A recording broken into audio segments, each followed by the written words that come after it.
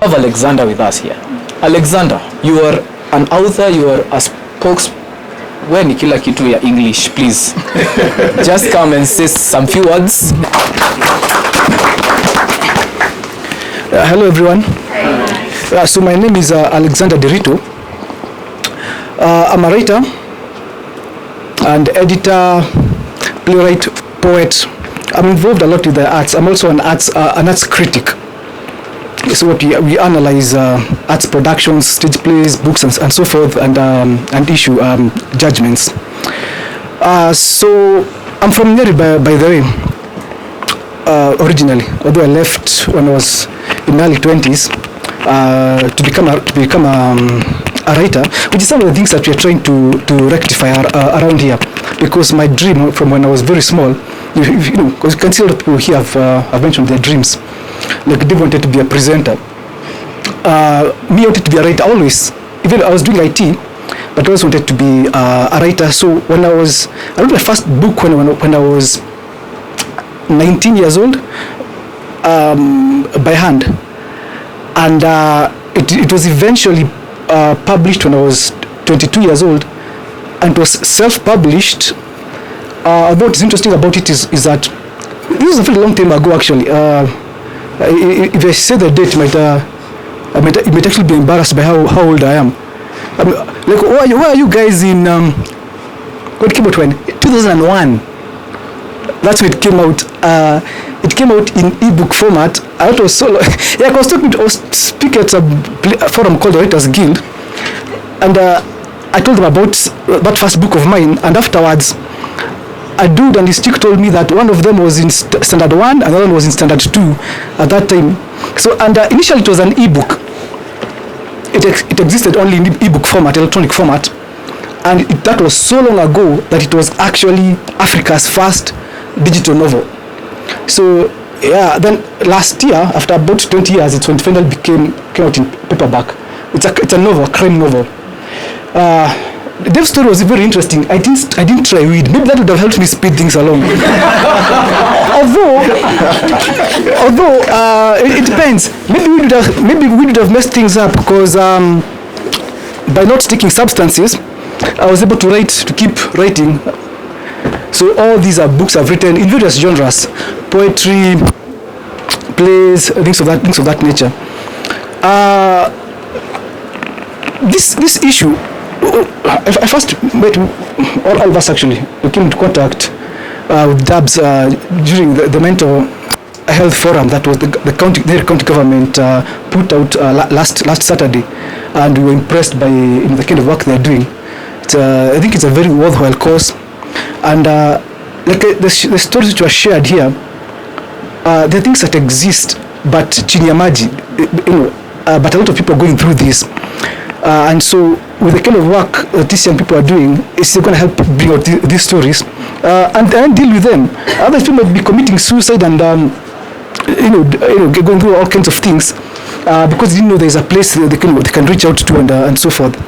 So we don't have much time, so I don't have time to share any personal stories.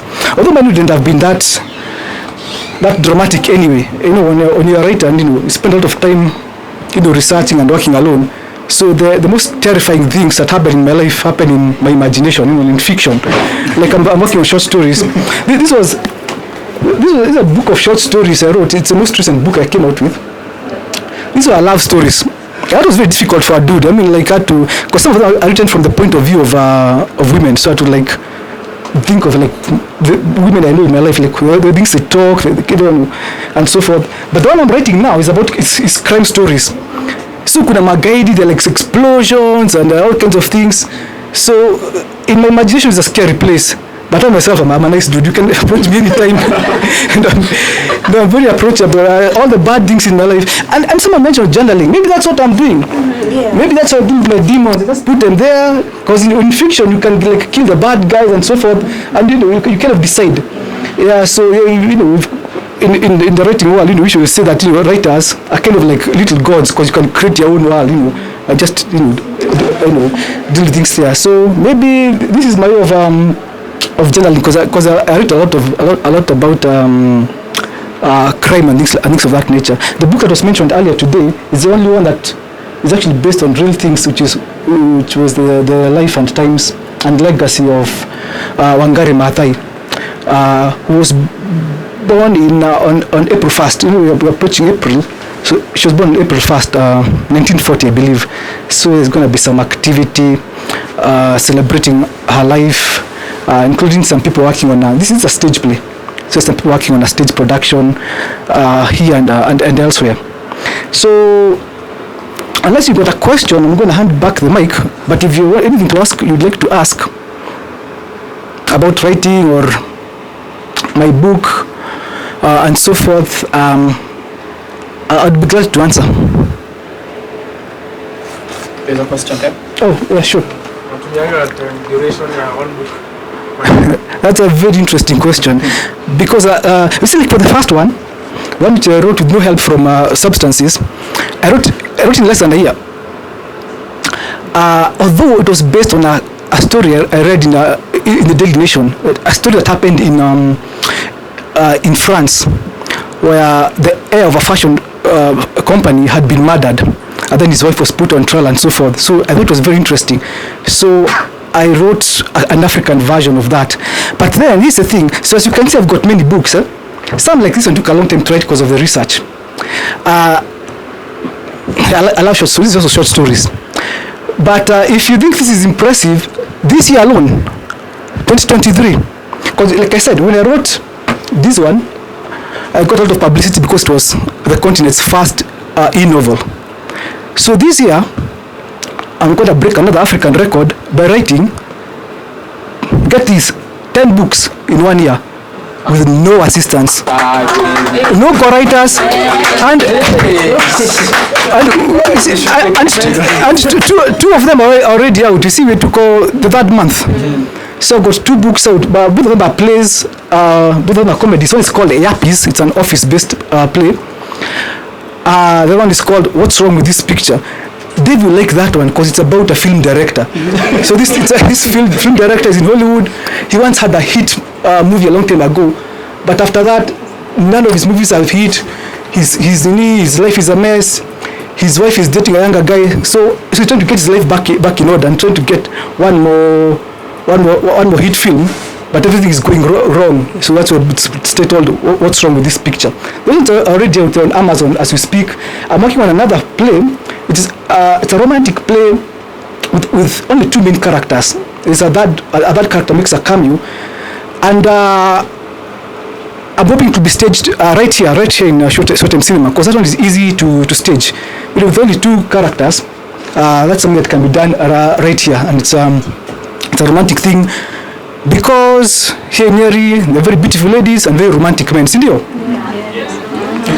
Yeah, so let's not just do something about that. I think we can all agree on that. I mean, in spite of the problems, I know there's some men who are kuanguka, but we're dealing with a lot. You know, this town historically has gone through a lot of things, you know, like with the Balmo and so forth, and a lot of men going there and going through all kinds of stuff. So that's how they ended up drinking, actually, and women being seen to take up a more prominent role in the family. It's because we've got all these issues with the wars. First of all, World War II, then the Mau War, and so forth. So that's why you see men dealing. So yeah, so you see some of these things, like what one fellow mentioned about even the sociological aspect of mental health. It's not just one thing. There's also the environment. And with the last speaker, we heard about the very toxic environment she was in. Instead of people helping her when she's going through something, they made things even worse. I mean, she went from being just depressed to now suicidal. Yeah, so those environmental factors are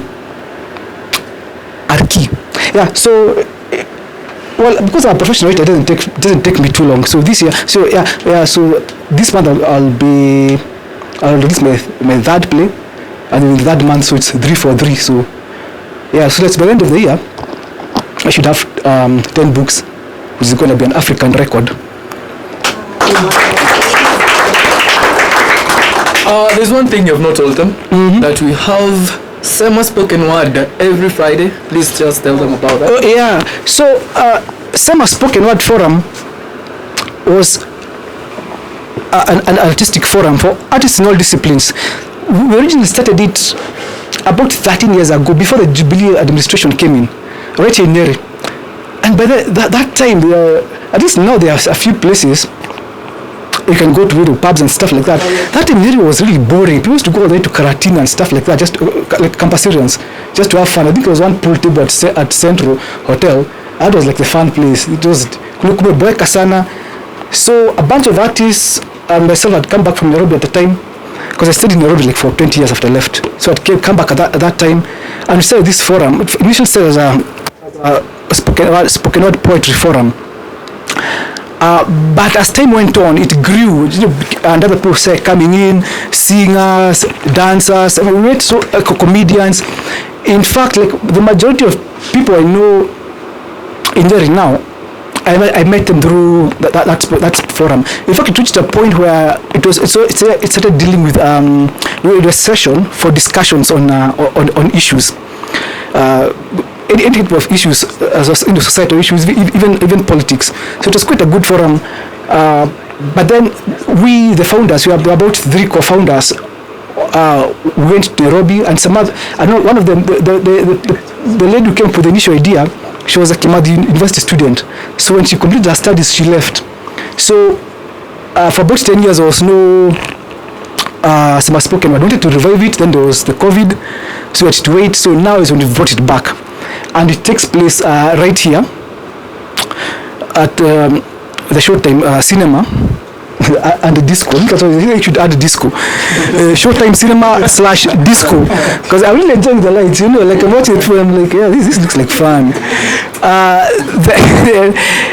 I'm an old guy. Let me have something. I spend a lot of time alone writing.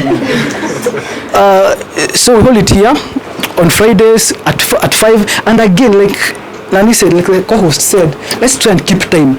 Because even in Nairobi, we had this thing where artists were always late. It was like Indians are whole thing of African time. Yeah, so it's a bad thing, because if you don't do that in the corporate world, it doesn't work. Yeah, going late for meetings, interviews. You go out for an interview, you might never get another chance. So let's try and keep time. Summer spoken word is every Friday at here at 5, from 5. And now we've got this session on Saturday from 2. So let's try and become as early as possible. Tell your friends, especially if you're in campuses, because there's so many colleges here. It's vibrant. So whatever college you're in, Outspan, DCUT, Tech, yeah. So let people know about this forum, so they can come, have a nice time, watch movies, release some steam, and learn something as well. Thank you so much. But hujatuambia kwenye hizi vitabu zako kwa website tutazipata by the way. Oh yeah. Yeah. So my own website is alexanderderitu.com. Although very easy to find online, if you just search my name, I pop up pretty quickly.